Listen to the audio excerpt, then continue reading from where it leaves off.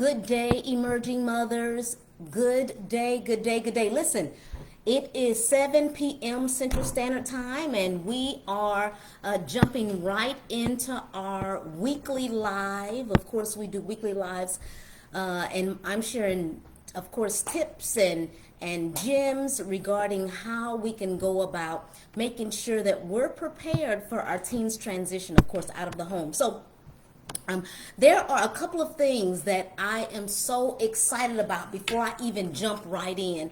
And the first thing I'm excited about is that our teens have managed this past semester. We're at the end now. It's the month of December, and I'm so glad that they've been able to, hopefully manage their grades, manage their relationships, of course, with their teachers.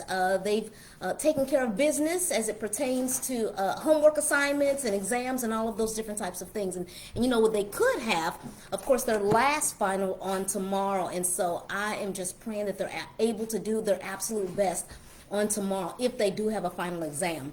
Also, I am excited that you all will be joining me, of course, on Saturday at 11 a.m. Central Standard Time. There will be a college graduation.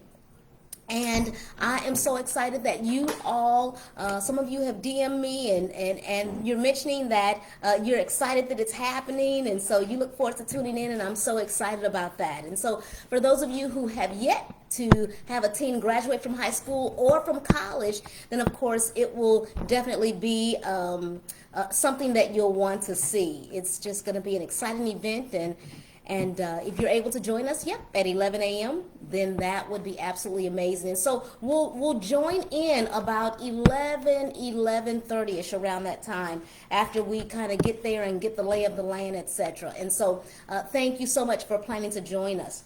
All right, so what I'd like to talk about on today, there was a poll that was dropped in our private Facebook group, Emerging Mothers, and it was asking, what is it that you'd like to know more about? Would you like to know more about, how to go about, improving the bonding between you and your teen? Or you wanting to know about possibly some activities that you can do over the holiday season? And so I've gotten some DMs in reference to that holiday activities. And so, and some of these that I'm going to mention today are ones that we'll even be doing over the Christmas holiday.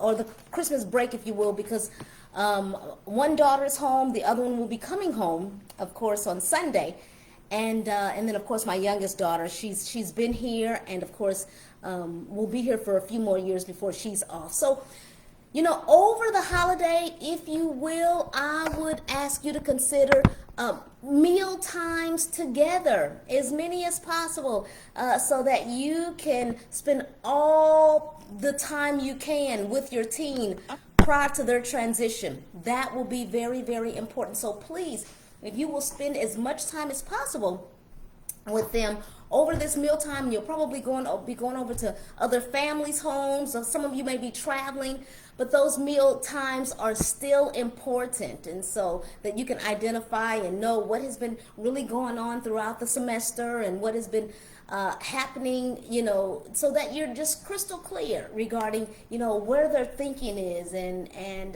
new things they've learned, and new friends that they have, and how they're able to interact and resolve conflict, and all of those different types of things. You'll be able to find those out because you all will be spending lots of hours together over the Christmas break. So I'm so excited that you are considering doing that, as opposed to just all of the busyness happening throughout the holiday season. Spending that time is so, so very important. So please, over the holiday break, first and foremost, please, if you'll do that, that will be absolutely awesome.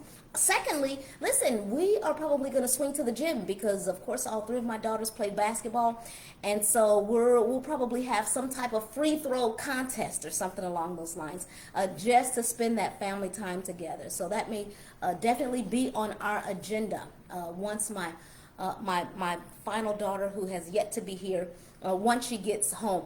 What about skating? Folks are gonna be at the skating rink or the skating park. That's going to be a big hitter this Christmas break. And so you may want to consider that. Some of you may do roller blading. Some of you ice skating, you know, and then just maybe the plain regular roller skating, you know, which is what I did when I was younger at the roller rink. And so that could be an idea as well in reference to activities to do over the Christmas break. So yep, making sure that we're increasing that bonding time, so the meal times. Then of course making sure that you know, maybe it could be going to the gym and doing something there. Also skating, that's going to be big. Also listen, what we're going to do also is I'm going to create a roster, and on that roster there's going to be you know, times for my daughters, and maybe even your sons or daughters, to practice their cooking skills. At some point they're liable to be off and married, and we'll want to improve on some skills there. So we're going to be creating a roster, if you will, and so maybe there can be some type of cook-off competition. You know, maybe one teen, you know, create whatever meat, bake the meat, cook the meat, roast the meat, grill the meat, whatever that is, and then one do the sides, and then the other one do the dessert. So there's going to be a cook-off going on in the Lloyd household, and so that can be another activity that can be done over the Christmas break. And then, you know what? Guess what? How about we just go ahead and we just include and incorporate a chore in there somewhere, like maybe let's do a chucking your clothes challenge. You know, sometimes, you know, our teens are unable to wear those clothes, and they're just in their closet, they're in their drawers, and they're unable to fit them or wear them. Or maybe your teen has gotten taller, and maybe those jeans are, you know, flooding. Maybe they're just a little a little higher than they used to be. And so there can be, yep, some type of competition revolved around that. You know, everyone going through their drawers, going through their closets, and making sure that they are, you know, yep, chucking those clothes, so that maybe they're taken to maybe one of the secondhand shops, or maybe they're taken to a garage sale or something, maybe for other people to be able to wear them and use them, if your teens, of course, are no longer in need of those clothing. Also, maybe there's a drive-in movie that's open and showing some nice movies. You know, if you're living in a state like Texas where it doesn't snow at all, then you know what? Those movies, I don't know about the theaters. I'm sure the theaters are still open, but a drive-in, you know, pulling out the Tahoe or the Expedition or the truck, you know, I'm trying to think of GMC. I'm trying to think of some different names of some other trucks. Typically, we pull out the Expedition and we, you know, back up in the parking space at the drive-in theater, and we pile in there, and we may have our Chick-fil-A or whatever we're eating, or our beverage or dessert or what have you, and then we enjoy a movie together. That can be another idea, of course, over the Christmas holiday. We also have the escape room on our agenda. Now, I know you all are thinking, oh, there's a busy Christmas holiday the Lloyds are having. But when you think about it, they are off for about 3 weeks, almost a month. And so even if a few things are done per week to create those memories and to improve that family time, then that's exactly what we want. We're going to be clicking lots of pictures, and it is just going to be a win-win situation. So, and then guess what? The escape room is less than 10 minutes. Really, it's less than 6 or 7 minutes from our home. You know, there was an escape room that just opened up, and we've been there one time, and it is absolutely phenomenal. I was able to learn some new skills, some new characteristics it, of course, in my teens, as we have gone through it, of course, the first time. And then, of course, they have different rooms, and so different clues that need to be identified and figured out. And so we'll do another room. I think there are about 3 rooms or 4 rooms, I think. But we will do the second room. We'll do another room, one different than what we've done before.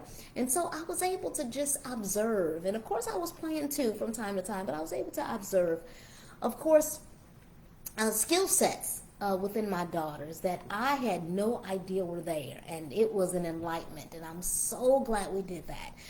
And so we'll probably do that again, because that was so much fun. And then, you know what, maybe another idea could possibly be maybe a family bake-off. And the family bake-off is maybe there's dinner at your home.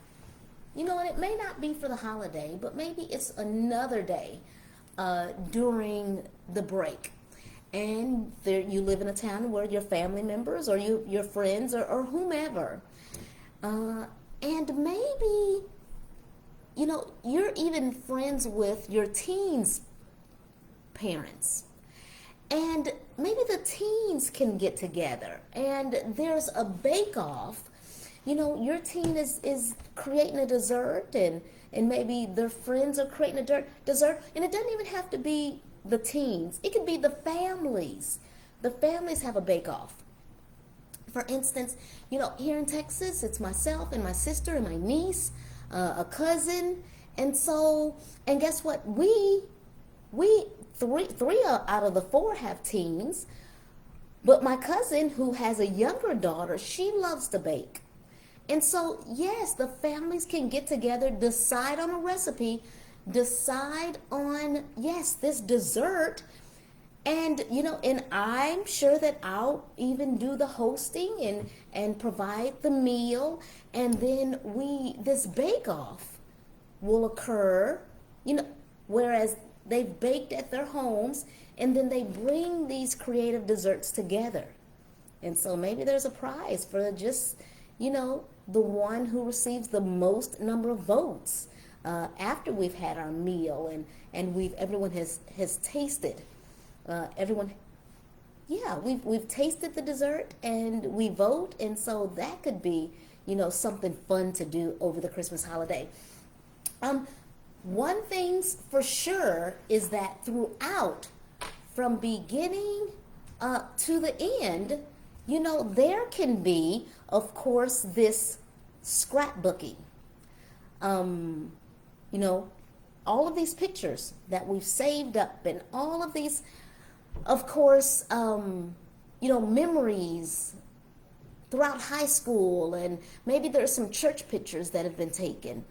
Bringing all of those pictures together and scrapbooking would be so phenomenal, just so that maybe those books can be laid on the coffee table or something along those lines. So when visitors come over, they're able to glance through just all the creativity in the books. Then that's, of course, an idea. And then, you know what? And then I'm sure that you have some ideas as well in what your family has done as a tradition.